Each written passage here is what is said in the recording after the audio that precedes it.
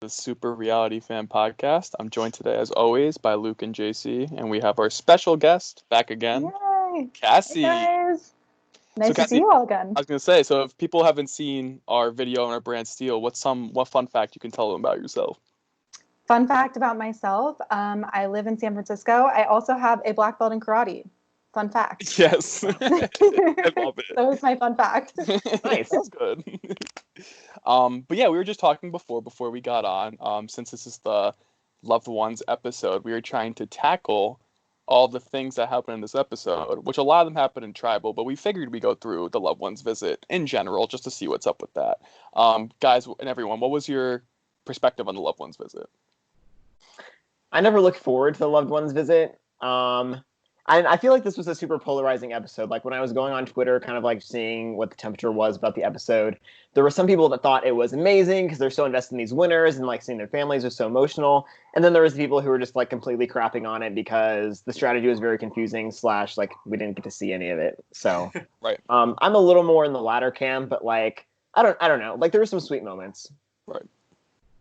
I love any season that doesn't have a loved one's visit just because games are lost on this episode. Games are never won from the loved one's visit.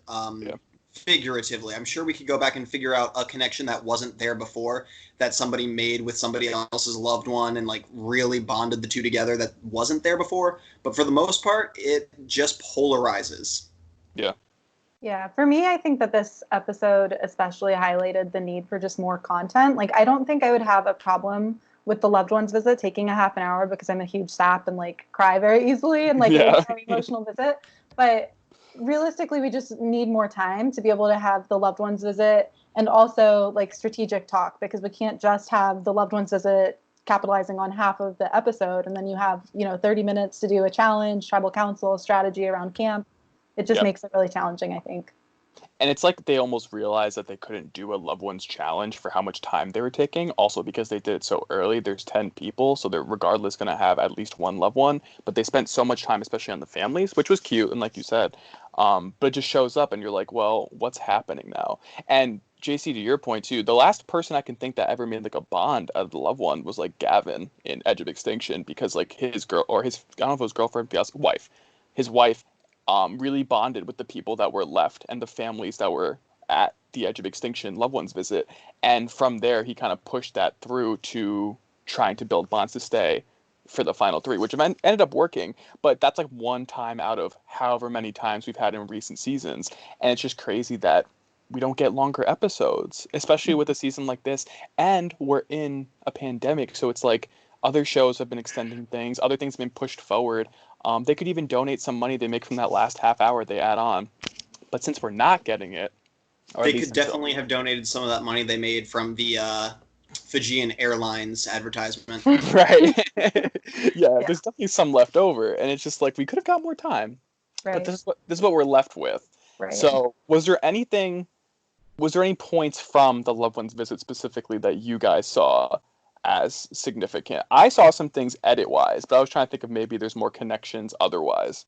I wasn't even looking at the edit. I honestly was just more looking at like the funny / awkward moments. Like Jeff always says something really weird during the family visit, like famously says something weird. And I think this time the one that was like stuck out to me the most was saying, "Jeremy, if you had a diary, what would you write?" I was like, first of all, like look at Jeremy. Like if you just look at Jeremy, like this man does not have a diary. Yeah, he's too busy. He has so many kids. They all came out. I know. I would have just like laughed in his face if I was Jeremy. Like, Jeff, this is a stupid question. Let's move on. Yeah. I think Michelle's parents should have been flown out. Anyone who doesn't have kids, basically, they should have also gotten their parents. Yeah, it was weird. Was really like lopsided. Yeah, for sure. Yeah. Some people had one. Right, and to that point, like I mean, this might be a polarizing thing to say, but just the amount of time that was spent like with individually introducing like, Michelle, here's your sister, Jeremy, here's Val and your like 4 kids. And then asking like a question to each of, I don't know. It was a lot. Yeah. And with changing the edit so much, not like the Edgic edit, but literally just like they introduce like this like weird song every couple of episodes and they get rid of the previously on, and sometimes the next time on Survivor is a secret scene. So, or at least like the vote out confessional.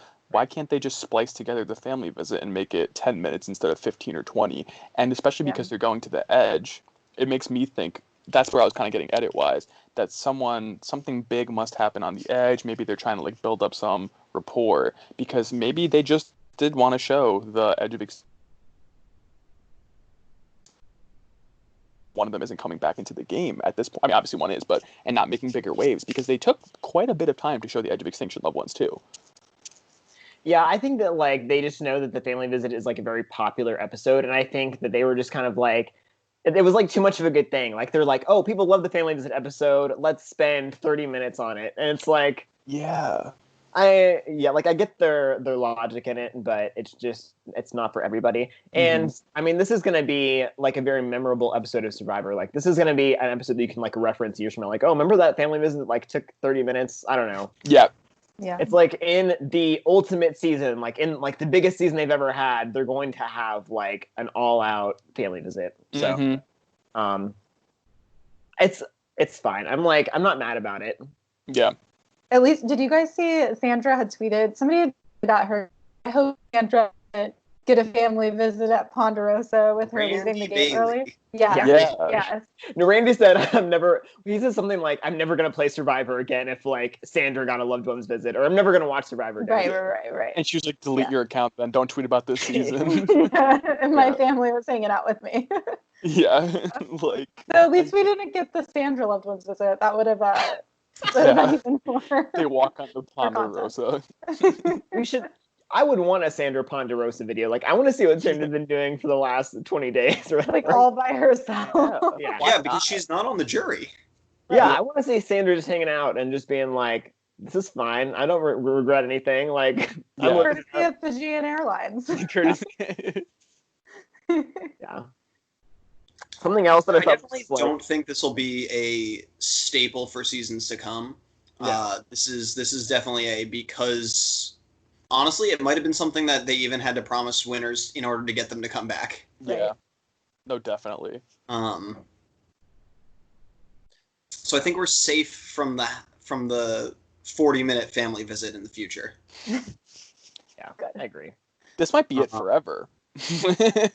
Maybe this was a send-off to the family visit. Or maybe they'll like, I've always preferred the Australian family visit when they bring them out either at Final Tribal or for the Final Immunity Challenge, because that one is like, there's less family, it kind of weaves into the challenge or weaves into the moment of Final Tribal, and it just segues really nicely into their finale or their reunion. Well, again, but it's so different with Australian Survivor because not only they do it so late, but they also have so much time. Like, they have all the time in the world in Australian Survivor. Like, their finale is like a normal like length episode. It's probably like 90 minutes or something. Yeah. But they go into the finale with only like 3 or 4 people anyways. So they have to fill time with something. Yeah. Whereas in American Survivor, we're always like starving for more content. Like, we never know like the full story of what's going on. Yeah. Right. Yeah. Or even visits where you win a challenge and then you like go off to your like yacht with like your friend that you picked, and then there's your family members there, where it kind of skips a lot of the introductions and stuff, where it just kind of goes along with the reward. Right. And they just show up and like, oh my God, as if it's like the rice or the spice rack. They're like, oh my God, it's my mom and she's on this boat right now. Or here's my 4 children. They're just sitting here. It could have been something like that. Well, if you're going to fly everybody out, like, it has to, like, everybody has to see their people like that. And I think that's part of the reason why there wasn't a challenge in the first place, is like, if you're going to fly out like all of these kids, everyone has to see their kids. Like, you can't just fly these kids out and like not have anything come from it. Yeah. Right. Or maybe they can like walk over to the challenge and they just see their family standing there and they can get a hug, and then they'd be like, Jeff's like, who's this young person that came to visit you? Yeah, but like just highlight a few people. Yeah, but he loves like that payoff, and production loves the payoff of like, come on out, Jeremy's kids and Val, like run on out here. So maybe that's what it is. But the family visit episode hits high ratings every single time because it's not for us. It's for the mother of 3 kids who watches Survivor with them because it's something they do as a family. Yeah. And that's a huge demographic of their watch it as it airs audience. Yeah. People who do what we do, that analyze things, they're fine waiting until the next morning and watching it at 2 a.m. on CBS's website because they couldn't make it home at 8. Yeah, it's true. Yeah. Or maybe just me. Yeah, no, I like the family visit is not for me. Like I always just awkwardly laugh through the entire thing when people are like ugly crying and like, oh my gosh, I miss you. I'm just like, oh, this is weird. Yeah, I am also ugly crying. Like my favorite part of this family visit was like Nick's wife Griselle walks out, she's like, hey. Like it was just like the most casual, like, what's up, guys? Just like such like I feel like she's like such a young person because she's like basically around our age. Maybe she's like later 20s, but she just walks out and she's just like, okay, you've been gone for 2 months. We went to college on different parts of the country. Like I haven't seen you for 4 months before. Like it's not weird. Like, so it's for us, it would just be like that, like seeing a friend. You'd be like, oh, hey, haven't seen you in 2 months. Not that weird. But for like Kim or like Sarah, who bring these tiny children out to Fiji, I would lose my shit. That would be crazy. Right. Yeah, absolutely. As a player too, I would definitely want it because I'd be like, this is so iconic. But I would understand like that me watching it back, I'd be like, okay, that might be too much. I mean, in the secret scene, there was like Tyson was saying, like he was like choked up, like he was crying, and he was like, I've waited like 11 years to have somebody visit me on Survivor, and it's like finally it happened, and then he gets voted out, of course. But like he was like deeply, deeply touched. Yeah. Hold on, didn't you call that last week? I said it. Didn't you say Tyson was going to? Yeah. I thought he would get very. My thought was there would be a challenge and he would get too into it because he wants to see his daughters, which I think would have happened. Oh, I definitely saw Tyson going home because it just made sense, like edit wise for me. I was like, he's kind of at not the end of his rope, but I feel like he has to go to the edge and come back again. Maybe that'll fulfill his edit or something like that. But I could see it ending here and him just being like a family dude who finally got his moment in the sun. Yeah, when you said last week that like all of his content was tied to family, so that he would probably leave this week, like I once you said that, I totally saw it. Yeah. And yeah, I like was definitely thought he was going to be going out this week. Yeah, but I guess some other things just to like edit wise, because I've been like really into the I don't know if I've ever said this on a podcast, but returnee seasons, I guess earlier in the season I mentioned it, don't really interest me as much the first time I watched them, so I try to overanalyze them to make up for that. So I've been looking really into the edgic, just like my own personal edgic. I don't like spoiling shit, obviously, because what would this would be nothing if I spoiled anything. But a lot of the edits I saw, I was gonna say last night, but on Wednesday were it was really highlighting Jeremy and really highlighting Tony and also Tyson. Like those three really got a big highlight, but also like Sophie, who like Sophie we've mentioned a lot as definitely being in Final Tribal or definitely being close to it. But what do you guys? Maybe we can talk like transfer more to like that talk of like how we think people will do just coming out of the like just in general. How do you guys think Sophie is coming out of this episode? I don't know if that's jumping the gun too much, or if we should talk about the after Tribal. No, I mean she's that's not fine. quite getting the Moana edit. Right. She did not have a flattering tribal council picture. Right. True. That was unfortunate. I think she really wanted Jeremy. Yeah. I think is why that happened, but I don't know. Yeah. Yeah. I mean, I think that she has been. So I was actually thinking today that she had like a really big pre-merge edit, which kind of reminded me of like Ken from like Millennials versus Gen X, like pre-merge, like everyone thought that Ken was going to win because he was just like the golden boy during the whole pre-merge. Like he was shown just to be so kind-hearted and like a family man. And then post-merge, like his edit completely dropped off. I don't think Sophie is doing the same thing, but I do just think like there's hints of her edit having negativity. Like you don't have to show her like crying in the rain when she's cold and shivering. Like you don't have to show her specifically doing that if there's other people also. Right. And I'd think like, and this isn't necessarily an edit thing, but her saying like the five of us, we're gonna like pick up and like move over here. I think that's like a good move for the jury.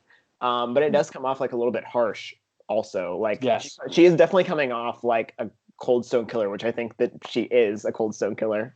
Right. Yeah, I mean I think she is definitely like in her confessionals and things like that, like she is just a harsh player, like she just does what needs to get done. But I think doing things like that in front of other members that are still in the game and in front of the jury, which one of them is like going to come back in the game unless it's Tyson, obviously, who also is at the tribal council, like I don't know, I just think it puts an unnecessarily large target on her back, and I think kind of reveals her gameplay at more of a face value rather than before. I feel like she's kind of sneaky. Like she's definitely really like cutthroat, but she doesn't always come across that way. Like when people are rallying around on the beach. So Yeah, I don't know if it was a I agree.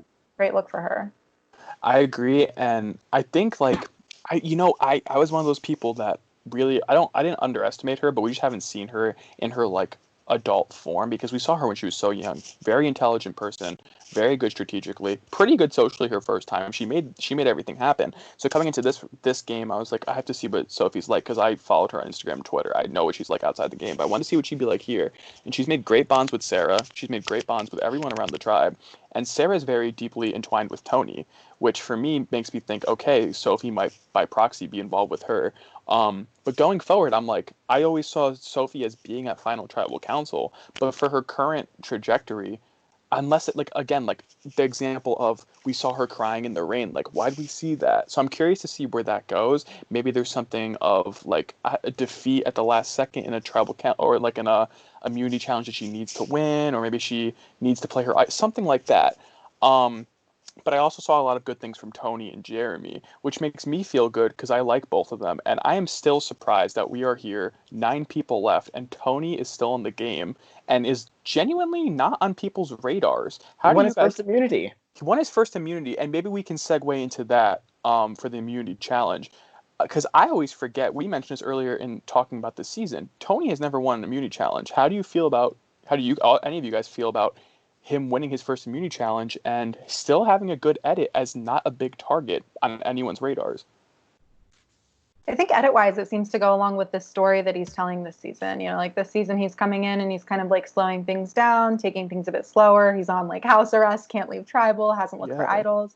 You know, so I think the fact that he won this challenge where it's essentially like slowly walking back and forth and building a stack of blocks, I think, you know, like contributes to his edit in a positive way because it kind of like reinforces this idea that Tony's like this changed survivor player and is like adapting to this game. Right. There was a short line after he won where he goes, "Wow, I just won a game of patience." I'm like, well, cut that. That is like your winner's soundbite for the game. Like, right. I just won a game of patience. I just like, I got goosebumps like when I actually like realized what he said. I'm like, that is so perfect.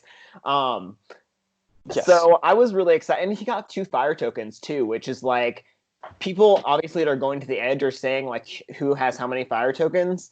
And I know like we see him like running around in the jungle a little bit in the preview for next week's episode. I'm wondering if like maybe he will get gifted something in the next couple of weeks too. Now that he has 3, you know, he's moving up on the richest people scale. Forbes. Fun. So when he won his first immunity challenge today, I like was curious about how many winners have won their season without winning immunity. So I looked it up. So I was just gonna ask you guys, how many winners have won their season without winning an individual immunity? Just how many? Each of you guess a number. Ooh, I love this. It's a little less than half. Does Sandra count as 1 or 2? She would count as 1 person. Okay. Oh, okay. I think it's 12. I know Tommy didn't win one. I'm just trying to go through in my head. Okay, I'm ready to guess. Does anybody have a number? I'm gonna say 9. Pat? I was gonna say 8. Sorry. That's not fun. Actually, that's really fun. JC? 12. I think it's 12. Okay. I'm overshooting it, aren't I? You were all close, actually. It was 10. So Kassie, I guess, was the closest. Oh. I was surprised. Like, I had thought, personally, it would have only been, like, 6. I don't know why I thought that. But, yeah, the people that have not won an immunity in their winning season, Tina Wesson, which I did not think. Sandra, both times. Yule, Earl. Yule, Todd. really? Huh. Todd. I didn't remember, like, Todd not winning one. Natalie White, Tony. Sarah Lucina, which I didn't remember. I did not remember Sarah. Ben and Tommy.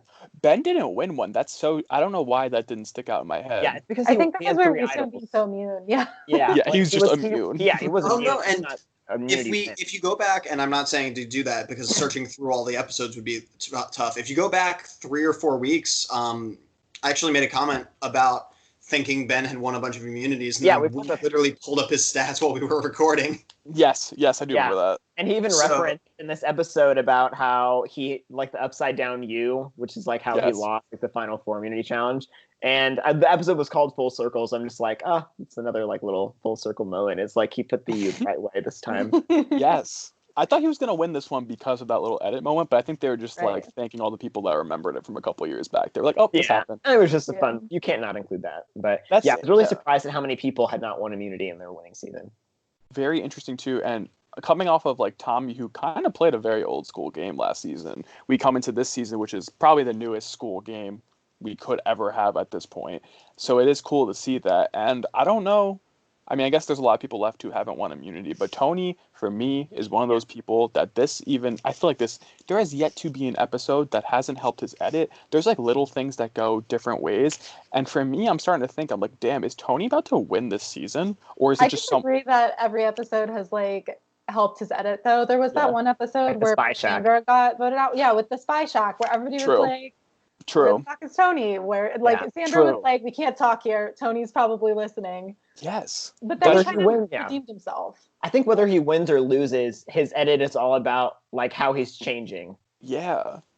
But I personally do think he's headed towards a win. But I mean, if he doesn't, it's like it's going to be like a journey edit of like, oh, like I came into this game being so sloppy, like so paranoid, like look at my last 2 times. And like this time I came in, I eased it up, like I played a game with patience and like look how far I got. So it could be like just a journey from like game changers to now, you know what I mean? Right, true. Yeah. If that happens, if Tony wins this season, not on some fuckery where they create like a final 3 fire making challenge or something crazy, is that I think we could see a final 3 fire making challenge. Wait, seriously?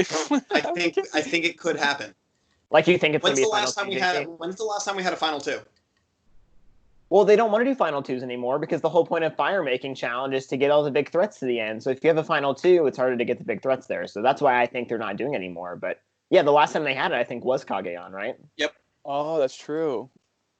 It would just be, for me, this would be like, right now, it's like probably like a top 10 season, because I'm just like, this is crazy seeing all these winners. It's good, but it's not like heroes versus villains or like Micronesia for me.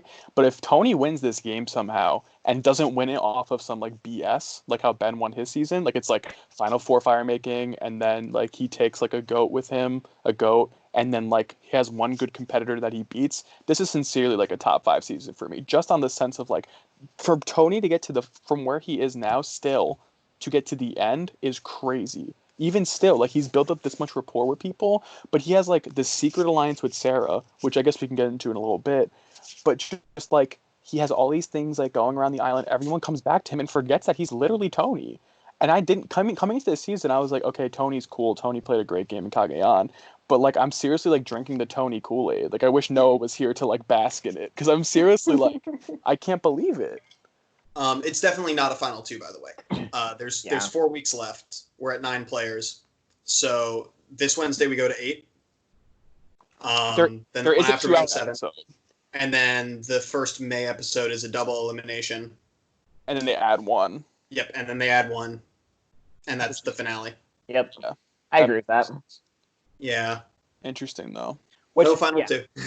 And yeah, they're not doing that. I mean, that's the whole point of like all the format changes is like to not have just 2 people at the end. I don't know. Like that's unfortunately, I don't think we're ever going to get back to that, which is why I appreciate that we have other countries' versions that do go back to the final 2 at least. So it's something. Yeah, it's something. It's just kind of awful to have a dead finalist. And there have been some really good finalists who have been the dead finalist. Yeah. The most notable I want to think is Tasha, but you guys might have examples that are better. Ugh, boo. Tasha sucks. He said fuck. Well, I liked Julie Rosenberg's edit until the merge. Something happened. I really think that like she played a great game. I think that like if she had just like shown her game a little more, I think that she could have like been a threat to win. Yeah, 100%. I think Ryan Ulrich was a good finalist personally. Yeah. And I'm sure like if I looked at a list of all the finalists, I could find other people, but like even in like Denise's season, like it was her, Scoopin, and Lisa, and I think that all of them received votes to win. Yeah. Denise had a polarizing jury. For sure. But anyways, sadly we won't get a final 3. So like I was just gonna there was a lot of strategy that happened. Like it just happened in like Yes. really short bursts. But like the very first like strategy conversation we got is like Jeremy saying to Tony that he wants to split up Sophie and Sarah, which I was surprised that like Jeremy felt like that he could be so forward with Tony, but maybe he felt like if he didn't, it was like now or never. Maybe he knew that like the writing was on the wall and he had to do something. But what did you guys think about like Jeremy throwing out Sophie and Sarah? I mean, I think generally it seems like this season, Tony and Jeremy have kind of been tied because I think they view each other as, you know, like strategic and like physical threats. They kind of view each other as their like meat shields. So I think Jeremy probably felt pretty safe, especially because the Cops R Us alliance is kind of under the radar at this point. So maybe, you know, he said that not realizing that Tony has like strategic and like emotional connections with Sarah and that it maybe wouldn't be in his best interest to do that. Yeah. I mean, Jeremy does tend to like to work with, you know, the bigger threats. But I think like if you look at Tony's game in Kagayan, like I think Tony has allies all across the board. Like he worked closely with Trish. He worked closely with Wu, Cass at different times. And, you know, obviously they butted heads too. But I think if you like look at all the people that Tony has worked with, it's totally just like spread across the board. Because I feel like Jeremy has a type that he works with. Yeah, Jeremy definitely has a type, and like you were saying, Tony has no rhyme or reason to who he'll work with. The only rhyme or reason is they won't blindside him. And kind of going forward, if he needs Jeremy, that could be something that's good. But for me, this kind of spelled like the writing on the wall for Jeremy. For me, I thought like he's also had a particularly even edit. Nothing crazy up and down. There's been moments here or there where he's almost gotten voted out, but nothing like demoralizing or like negative for his edit in terms of his character type. But going into this episode, and specifically with the Sophie and Sarah divide, it's showing the audience when such few moments of strategy that we have in this episode, we get him trying to divide Sophie and Sarah and that blowing up in his face. So for me, that doesn't seem great, but I know Jeremy can win immunities. But it just scares me that if he targets Sophie, it would scare me as Jeremy because Sophie has an idol, and it's been shown that it'll get back to Sophie, and Sophie's the type to just like lay low, create a separate plan of like 2 or 3 votes, or even 4 or 5 because she has the numbers, and then just play her idol and get him out, which would be crazy. But he needs to be careful going forward because that's like one of the only real strategic things we got from Jeremy, like Jeremy's plan. So, not that for me, that's not looking great for him.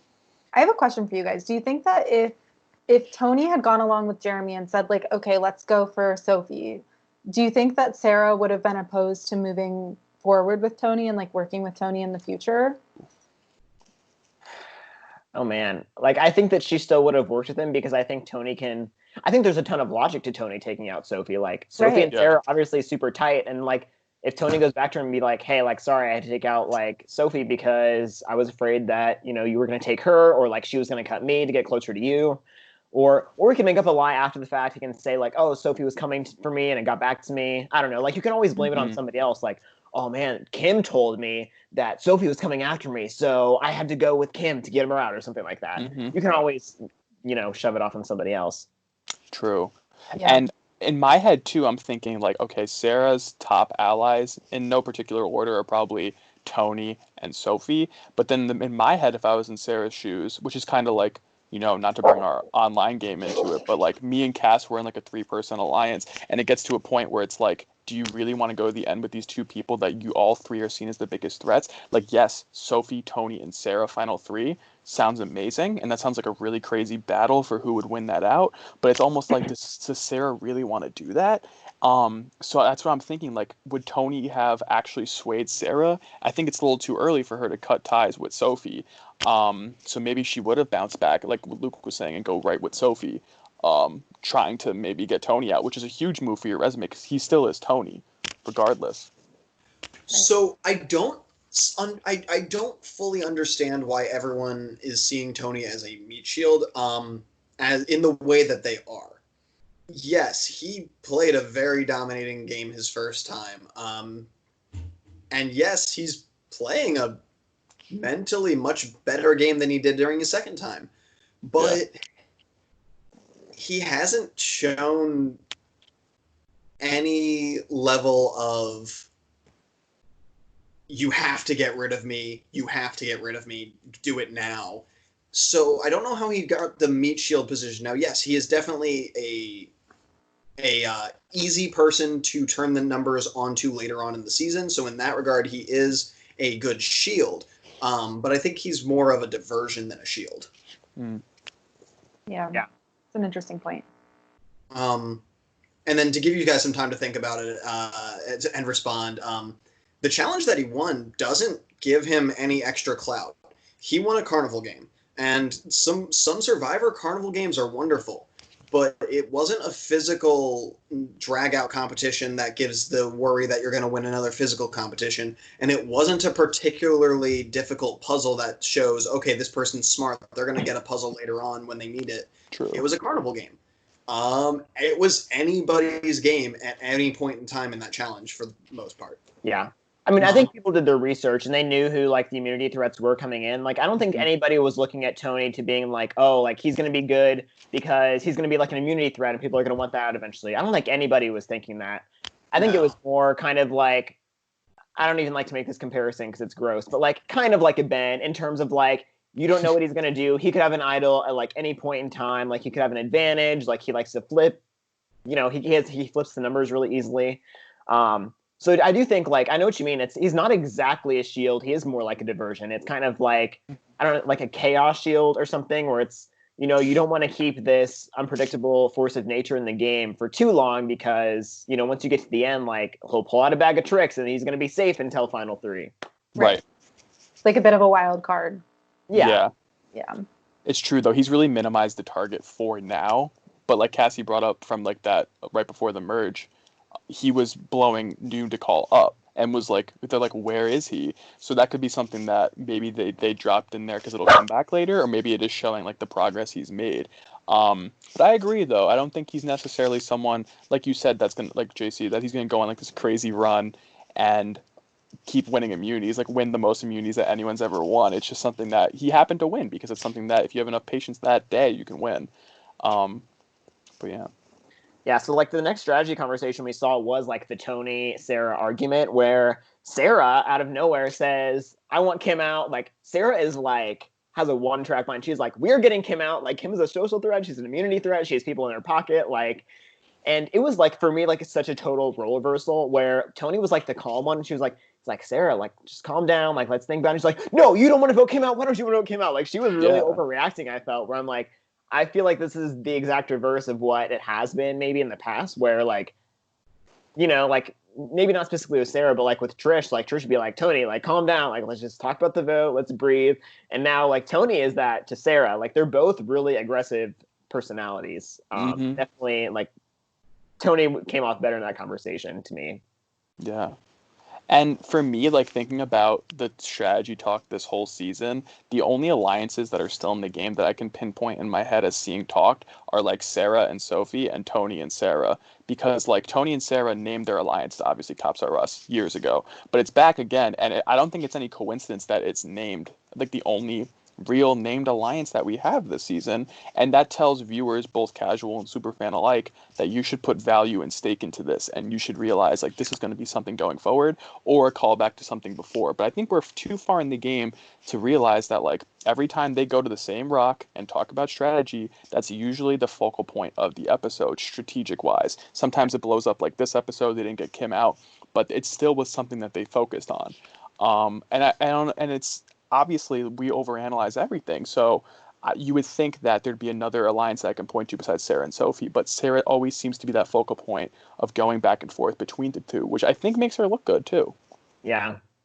I don't think there's definitely no pair that's as solid as them, but I do think we have seen like going back to Noon to Call, like we've seen Kim, Jeremy, and Denise together a lot. I think that's probably a pretty tight trio. Like the four that kind of came together, like Tyson, Jeremy, Denise, and Kim, and then they ended up adding on Michelle later. But I think like those four were probably pretty tight. Yeah, I mean, probably not as tight as we thought, though. Seeing as Michelle flipped her vote over to Tyson, right?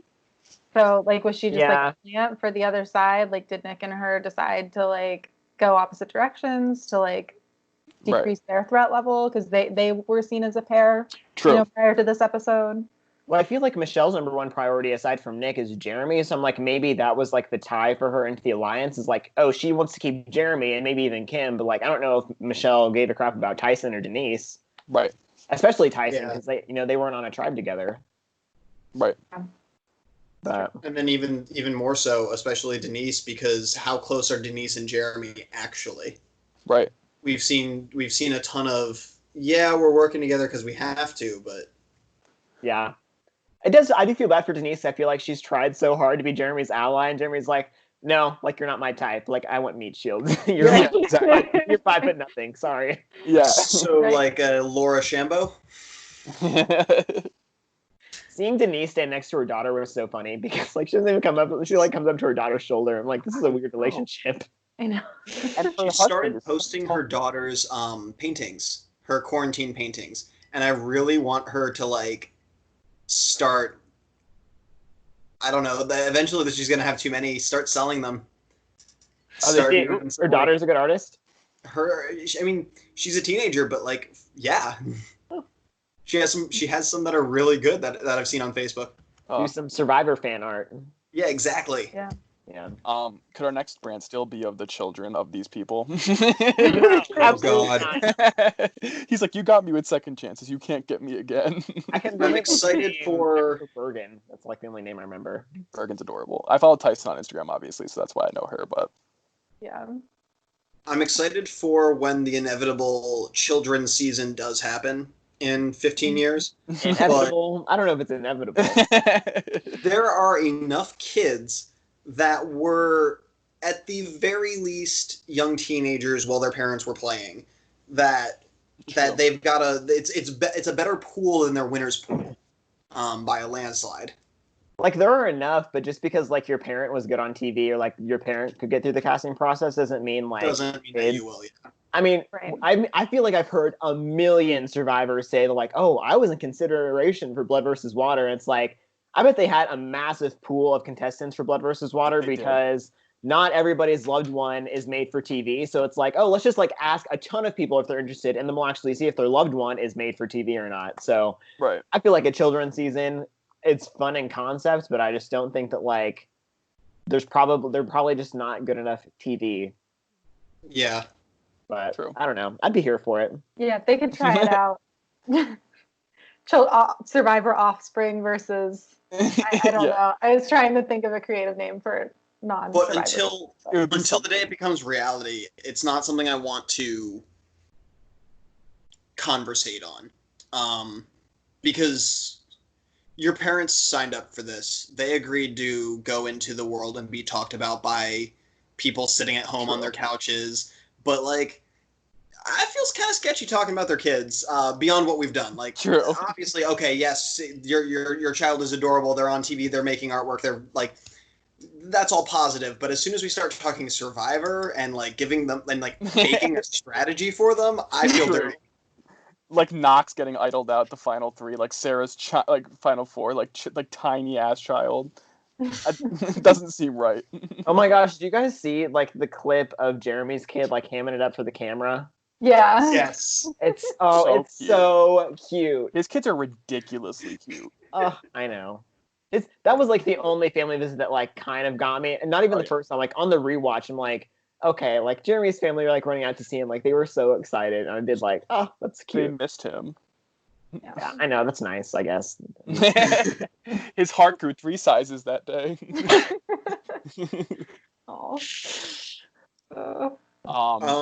So I traded my edge player for Adam because I feel like Ethan is not really going to be getting any advantages at this point, and I didn't have that many options to choose from because in my league, I'm in second place, so I had second to last pick. So I got Ethan, and I changed him for Adam. But in my person who's still in the game is Jeremy.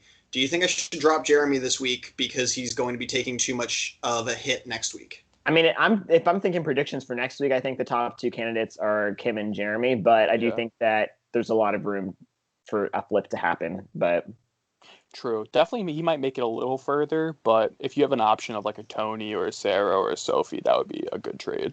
I definitely don't have Tony, Sarah, or Sophie Yeah. available. I feel like Somebody. I know who has Tony, and I know who has Sarah. Um, let's see in who that I do case, I have might just keep available. Jeremy, honestly. Yeah, he'll probably get a little further. Maybe like 8 or 7. Yeah, Ben and Michelle are also taken, so that leaves me Kim, Denise, and Nick. They're all. No, I feel like all four of Yeah. them. Those would be like my next 4 boots. Like, To me, I think like Denise, I could see going further than Jeremy. Like, I feel like Denise has been more under the radar than Jeremy. So for that reason, like, I think she's the only one though. I think everybody else is halfway out the door. I was really surprised. I'm gonna take a hit at some point. I'm just trying to mitigate how many points I'm losing. Yeah. I was surprised